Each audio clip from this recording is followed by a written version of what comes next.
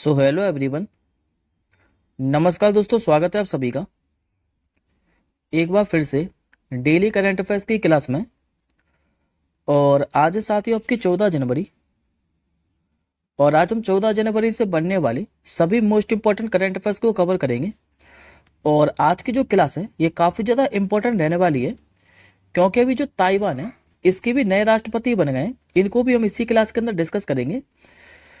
तो चलिए सबसे पहले हम लास्ट क्लास के क्वेश्चनों को रिवीजन कर लेते हैं, जो कि हम लोगों ने 13 जनवरी को पढ़े थे। उसके बाद हम आज के क्वेश्चनों को कवर करेंगे। अभी लास्ट क्लास में हमने पढ़ा था कि प्रधानमंत्री मोदी ने अभी अटल बिहारी वाजपेयी सेवरी नाभा सेवा जो सेतु ब्रिज है इसका उद्घाटन कहाँ किया था, तो महाराष्ट्र के अंदर। और ये जो साथियों अटल बिहारी वाजपेयी सेवरी नाभा सेवा सेतु ब्रिज है, ये दक्षिण मुंबई को नवी मुंबई से जोड़ेगा। किस राज्य सरकार ने श्री रामलला दर्शन योजना शुरू की है, तो ये के साथ छत्तीसगढ़ सरकार ने 19 फरवरी से भारतीय नौसेना बहुराष्ट्रीय जो नौसैनिक अभ्यास है जिसका नाम है मिलन, इसके कौन से संस्करण की मेजबानी करेगा। ये करने वाला साथियों इस बार 24वें संस्करण की मेजबानी। और यदि आपसे पूछे कि ये अभ्यास आयोजित कहाँ पर किया जाएगा, तो आंध्र प्रदेश के विशाखापट्टनम के अंदर। 9वें जो एशियाई शीतकालीन खेल है इनका शुभंकर लॉन्च किया गया था। और शुभंकर क्या था, तो बिन बिन और नी। और ये साथी जो 9वें एशियाई शीतकालीन खेल है ये आयोजित कहाँ पर किए जाएंगे, तो चाइना के अंदर।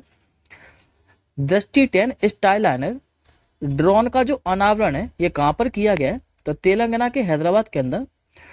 और ये जो साथी दृष्टि 10 स्टारलाइनर ड्रोन है इसके 70% जो उपकरण है ये भारत में ही बनाए गए हैं, जबकि 30% के लिए इजराइल ने हमारी सहायता की है। 12 जनवरी 2024 को किस राज्य सरकार ने अभी युवा निधि योजना शुरू की है, तो ये शुरू की है कर्नाटक सरकार ने। घुड़सवारी में अर्जुन अवार्ड पाने वाली पहली भारतीय महिला कौन बनी है, ये बनी साथियों राजस्थान के नागौर की दिव्य कीर्ति सिंह। आइंस्टीन प्रोब सैटेलाइट ये किस देश ने लॉन्च किया है, तो चीन के द्वारा। और इसका साथियों जो नाम है ये चीन ने अल्बर्ट आइंस्टीन के नाम पर रखा है, आइंस्टीन प्रो। हाल ही में किस राज्य के हनुमानी गढ़ी लड्डू को अभी जीआई टैग मिला है, तो ये उत्तर प्रदेश के अयोध्या के। अभी सड़क सुरक्षा जो हफ्ता है यानी कि सप्ताह, ये कब से लेकर कब तक मनाया गया है, तो 11 से लेकर 17 जनवरी तक। नई पीढ़ी की आकाश मिसाइल का सफलतापूर्वक प्रक्षेपण कहाँ से किया है, ये के साथ उड़ीसा के चांदीपुर तट से। और ये किस तरह की मिसाइल है, तो सतह से हवा में मार करने वाली मिसाइल। इसका जो परीक्षण है यह डीआरडीओ के द्वारा किया गया है। और लास्ट क्वेश्चन हमने पढ़ा था कि हाल ही में जो एआई ओडिसी है ये किसने लॉन्च किया है, तो आर्टिफिशियल इंटेलिजेंस को बढ़ावा देने के लिए माइक्रोसॉफ्ट के द्वारा। अब आज का पहला क्वेश्चन देखिए, निम्नलिखित में से किस देश में अभी आपातकाल की घोषणा की गई है, तो ये की गई है साथियों पापुआ न्यू गिनी के अंदर। आंसर हो जाएगा आपको ऑप्शन नंबर सी। दरअसल साथियों वेतन कटौती को लेकर क्या है कि यहाँ पर जो पुलिस कर्मचारी हैं और सार्वजनिक क्षेत्र के कर्मचारी इन्होंने विरोध प्रदर्शन कर दिया था, जिस कारण यहाँ पर दंगे भड़क गए थे और 16 लोग मारे गए थे।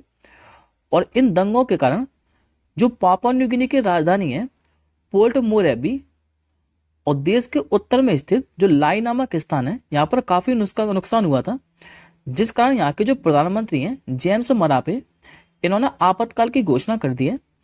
बात करें पापुआ न्यू गिनी के बारे में, तो ये ऑस्ट्रेलिया के उत्तर में स्थित है और प्रशांत महासागर में। बात करें पापुआ न्यू गिनी के बारे में, तो ये आपको जितना भी हाईलाइट दिखाई दे रहा है ये आपका पापुआ न्यू गिनी। राजधानी क्या है, तो पोर्ट मोरेबी। मुद्रा क्या चलती है, तो पापुआ न्यू गिनी कीना। और यहाँ के प्रधानमंत्री कौन है, तो ये मैंने आपको अभी बताया जेम्स मरापे। अब आज का अगला क्वेश्चन देखिए, ये साथियों काफी ज्यादा इंपॉर्टेंट क्वेश्चन है, ये आपको किसी ना किसी एग्जाम में डेफिनेटली देखने को मिलेगा। अभी 13 जनवरी 2024 को जो डॉक्टर प्रभा अत्रे हैं इनका 92 वर्ष की आयु में निधन हो गया है। आपको ये बताना है कि इनका जो संबंध है ये किस क्षेत्र से है। तो ये जो साथी डॉक्टर प्रभा अत्रे हैं इनका दिल का दौरा पड़ने के कारण अभी 13 जनवरी को 92 वर्ष की आयु में निधन हो गया है। और इनको क्या है कि भारत के तीनों पद्म पुरस्कार से भी सम्मानित किया जा चुका है। ये एक हिंदुस्तानी शास्त्रीय गायक है। आंसर हो जाएगा आपको ऑप्शन नंबर सी। और ये और याद रखिएगा साथियों कि इनका जो संबंध है ये किस घराने से है, तो ये किराना घराने से संबंधित है। इनको तीनों पद्म पुरस्कार कब कब दिए गए थे, तो इनको पद्म श्री पुरस्कार दिया गया था 1990 के अंदर, पद्म भूषण पुरस्कार दिया था 2002 के अंदर, और पद्म विभूषण पुरस्कार 2022 में दिया गया था। और कल ही मैंने आपको क्वेश्चन ऑफ द डे में एक क्वेश्चन दिया था, और उसमें मैंने आपसे पूछा था कि जो राशिद खान है, राशिद खान, इनका भी हाल ही में निधन हो गया है। और इनका संबंध किस क्षेत्र से है, तो ये भी साथियों हिंदुस्तानी शास्त्रीय गायक थे। इनको भी 2006 के अंदर पद्मश्री पुरस्कार, जबकि 2022 के अंदर पद्म भूषण पुरस्कार से भी सम्मानित किया जा चुका है। तो ये दोनों नाम याद रखिएगा, काफी इंपॉर्टेंट है। अब आज का अगला क्वेश्चन देखिए, हाल ही में भारतीय और किस देश के तटरक्षकों ने सहयोग काईजेन नामक अभ्यास आयोजित किया है। तो ये जो साथी सहयोग काईजेन नामक अभ्यास है, ये हर साल आयोजित किया जाता है भारतीय तटरक्षकों और जापानी तटरक्षकों के बीच में। तो आंसर हो जाएगा आपका ऑप्शन नंबर ए। देखिए साथियों, ये जो अभ्यास है ये आंध्र प्रदेश के चेन्नई तट पर बंगाल की खाड़ी में आयोजित किया गया है। और इसका उद्देश्य क्या है, तो समुद्री डकैती की रोकथाम करना। इसमें भारतीय तटरक्षक का जो जहाज है ICGS सौर्य और जापानी जो तटरक्षक जहाज है JCGS यशीमा, इसने भाग लिया है। अच्छा, और कौन कौन से अभ्यास आयोजित किए जाते हैं भारत और जापान के बीच में, तो टोटल 4 अभ्यास की आयोजित किए जाते हैं भारत और जापान के बीच में। एक तो किया जाता है सिनायु मैत्री, दूसरा किया जाता है धर्म गार्जियन, और तीसरा किया जाता है सहयोग काईजन, जो कि आज ही हम लोगों ने पढ़ा है। और एक अभ्यास और आयोजित किया जाता है जिसका नाम है जिमैक्स। तो ये और याद रखिएगा, जो कि भारत और जापान के बीच में आयोजित किया जाता है। अब आज का अगला क्वेश्चन देखिए, अभी रिजर्व बैंक ऑफ इंडिया के डिप्टी गवर्नर के रूप में फिर से किसे नियुक्त किया गया है। तो देखिए साथियों, अभी जो रिजर्व बैंक ऑफ इंडिया है इसमें 4 डिप्टी गवर्नर होते हैं। और ये जो ऑप्शन में नाम देख रहे हो आप लोग, ये चारों के चारों डिप्टी गवर्नर हैं, जिसमें से अभी जो फिर से नियुक्त किया है ये किया गया माइकल डेव पात्रा को। तो आंसर हो जाएगा आपको ऑप्शन नंबर ए। और ये जो साथियों माइकल डेव पात्रा हैं, इनका 1 साल के लिए अभी कार्यकाल बढ़ा दिया गया है। और ये दूसरी बार है जब इनका कार्यकाल 1 साल के लिए बढ़ाया गया है। 4 डिप्टी गवर्नर को एक बार देख लेते हैं। तो एक तो साथियों माइकल डेव पात्रा, जिनका भी कार्यकाल बढ़ा दिया है, दूसरे T रविशंकर, तीसरे इसमें M राजेश्वर राव, और चौथे हैं स्वामीनाथन जानकी रमन। बात करते हैं रिजर्व बैंक ऑफ इंडिया के बारे में, जो कि भारत का केंद्रीय बैंक है।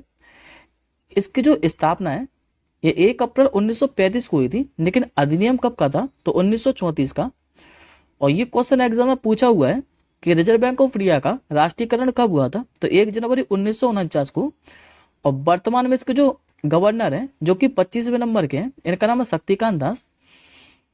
अब आज का अगला क्वेश्चन देखिए, अभी भारत में MSME की सबसे अधिक जो हिस्सेदारी है ये किस राज्य की है। तो देखिए साथियों, जो माइक्रो स्मॉल मीडियम इंटरप्राइजेस है यानी कि MSME, इसके लिए भारत में क्या है कि एक योजना भी शुरू की गई थी जिसका नाम है मुद्रा योजना। और ये कब शुरू की गई थी, तो 2015 के अंदर। और अभी MSME की जो सबसे अधिक हिस्सेदारी है ये रही है महाराष्ट्र की।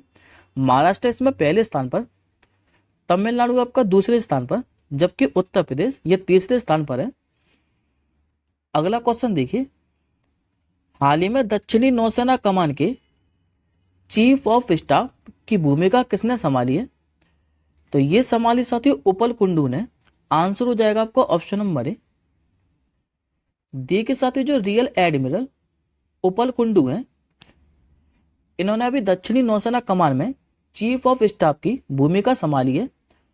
और इन्होंने INS जो त्रिंकत जहाज है मिसाइल कॉर्बेट, इसके रूप में कमान संभाली है। नौसेना की क्या है कि भारत में 3 ही कमान है, और प्रत्येक एक flag officer commander in chief के नियंत्रण में है। एक तो साथ ही इसमें वेस्टर्न नेवल कमांड, जिसका मुख्यालय मुंबई के अंदर, दूसरी है ईस्टर्न नेवल कमांड जिसका मुख्यालय विशाखापट्टनम के अंदर, और तीसरी है सदर्न नेवल कमांड जिसका मुख्यालय कहाँ है तो कोची के अंदर। और अभी हमने रिसेंटली पढ़ा था कि 4 जनवरी 2024 को जो संजय जय सिंह है इनको बाद में पश्चिमी नौसेना कमान के flag officer commander in chief के रूप में नियुक्त किया गया था। और ईस्टर्न नेवल कमांड के वर्तमान में flag officer commanding in chief कौन है तो ये साथियों वाइस एडमिरल राजेश पेड़ाकर। तो ये नाम और याद रखिएगा।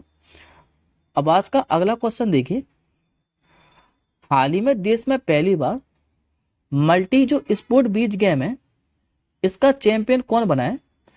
तो इसके बारे में साथियों अभी हम लोगों ने 3 दिन पहले ही पढ़ा था कि जो मल्टी स्पोर्ट बीच गेम है जो कि पहली बार द्वीप में आयोजित किए गए हैं, और इसका जो चैंपियन बना है ये बना है मध्य प्रदेश।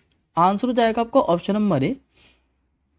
देखिए देश में पहली बार जो मल्टी स्पोर्ट बीच गेम है ये केंद्र शासित प्रदेश दादर और नागर हवेली दमन और दीव के हिस्से के द्वीप के जो घोघला समुद्र तट है यहीं पर हुआ है। और इन खेलों में क्या है कि 20 से अधिक राज्यों और केंद्र शासित प्रदेशों के 12 से अधिक प्रतिभागियों ने भाग लिया है। ये खेल 7 दिनों तक खेले गए हैं, यानी कि इनका जो उद्घाटन है ये 4 जनवरी को हुआ था और समापन कब हुआ है तो 11 जनवरी को। पदक तालिका में शीर्ष पर कौन है तो इसमें साथियों मध्य प्रदेश क्या है कि 7 स्वर्ण पदक के साथ कुल इसने 18 पदक जीते हैं और ये शीर्ष स्थान पर है। इसके बाद महाराष्ट्र 14 पदक के साथ जिसने 3 स्वर्ण पदक जीते हैं यह दूसरे स्थान पर, जबकि तीसरे स्थान पर तमिलनाडु उत्तराखंड और दादर नागर हवेली दीव और दमन ये 12-12 पदकों के साथ तीसरे स्थान पर है। और एक क्वेश्चन और याद रखिएगा इसमें कि जो लक्षद्वीप है इसने महाराष्ट्र को हराकर बीच सॉकर गोल्ड कप का खिताब जीता है। नेक्स्ट क्वेश्चन देखिए, अभी 40 वर्षों की सेवा के बाद किन भारतीय नौसेना के युद्धपोतों को अभी सेवा मुक्त कर दिया गया है। तो इस साथ 3 भारतीय नौसेना के युद्धपोत हैं। एक तो INS चीता, दूसरे का नाम है INS कुंभीर और तीसरा का नाम है INS गुलदार। इनको भी 40 वर्षों की सेवा के बाद सेवा मुक्त कर दिया है। तो आंसर हो जाएगा आपका ऑप्शन नंबर सभी। नेक्स्ट क्वेश्चन देखिए, हाल ही में लाई चिंग ते को किस देश का नया राष्ट्रपति चुना गया है। तो ये चुने गए साथियों अभी ताइवान देश के। आंसर हो जाएगा आपका ऑप्शन नंबर बी। अब इस क्वेश्चन के बारे में आगे समझ लेते हैं। देखिए ताइवान की जो सत्तारूढ़ डेमोक्रेटिक प्रोग्रेसिव पार्टी है इसके जो नेता हैं लाई चिंग ते, इनको भी शनिवार को ताइवान का नया राष्ट्रपति चुना गया है। और ये लाई चिंग ते हैं, इनको चीन का कट्टर विरोधी माना जाता है। और चीन ने चुनाव से पहले ही क्या है कि जो लाई चिंग ते हैं इनको अलगाववादी भी घोषित कर दिया था। बात करते ताइवान के बारे में तो ये रहा साथियों आपका मैप में ताइवान। ताइवान की राजधानी जरूर याद रखिएगा, ये आपकी ताइपे। और अब यहाँ के नए राष्ट्रपति कौन बन गए हैं तो लाई चिंग ते। आज का अगला क्वेश्चन देखिए, 14 जनवरी 2023 को इस बार किस नंबर का आर्म फोर्स वेटरन्स डे मनाया गया है। तो इस बार मनाया गया साथियों ये 8वें नंबर का। आंसर हो जाएगा आपको ऑप्शन नंबर सी। देखिए साथियों 14 जनवरी 2023 को क्या है हर साल आर्म फोर्स वेटरन डे मनाया जाता है और इस बार ये 8वें नंबर का मनाया गया है। यदि आपसे पूछे कि पहली बार कब मनाया गया था तो 2016 के अंदर। ये दिवस मनाया क्यों जाता है तो भारतीय सशस्त्र बलों के पहले भारतीय commanding in chief field marshal जो KM करियप्पा हैं इनकी सेवाओं की मान्यता और सम्मान में मनाया जाता है। क्योंकि जो KM करियप्पा हैं इन्होंने 14 जनवरी 1953 को ये सेवानिवृत्त हुए थे। इसका हर साल 14 जनवरी को आर्म फोर्स वेटरन्स डे मनाया जाता है। अच्छा नेक्स्ट क्वेश्चन देखिए, हाल ही में WHO बोर्ड में देश के प्रतिनिधि के रूप में किसे नामित किया गया है। ये किया गया साथियों विवेक मूर्ति को। आंसर हो जाएगा आपको ऑप्शन नंबर ए। ये जो साथियों विवेक मूर्ति हैं ये एक भारतीय अमेरिकी हैं और इनको भी अमेरिका ने WHO बोर्ड में देश के प्रतिनिधि के रूप में नामित किया है। एक बार बाकी के ऑप्शन और देखिए, जिनका नाम लगा ऑप्शन नंबर डी में अरविंद पनगड़िया। ये नीति आयोग के पूर्व उपाध्यक्ष है और इनको भी 16वें वित्त आयोग का नया अध्यक्ष नियुक्त किया है।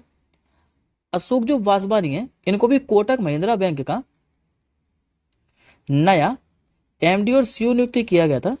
जबकि जो CS राजन है, इनको भी साथी कोटक महिंद्रा बैंक का ही अभी नया चेयरपर्सन बनाया गया था। तो ये याद रखिएगा। आज का आपका क्वेश्चन नंबर डे है कि अभी सभी 7 महाद्वीपों पर मैराथन दौड़ने वाले दुनिया के पहले जो समलैंगिक व्यक्ति हैं, ये कौन बने हैं? इस प्रश्न का आंसर आप लोग कमेंट बॉक्स के अंदर कीजिएगा। हम जल्दी मिलेंगे नेक्स्ट क्लास के साथ ही। तब तक के लिए जय हिंद, वंदे मातरम।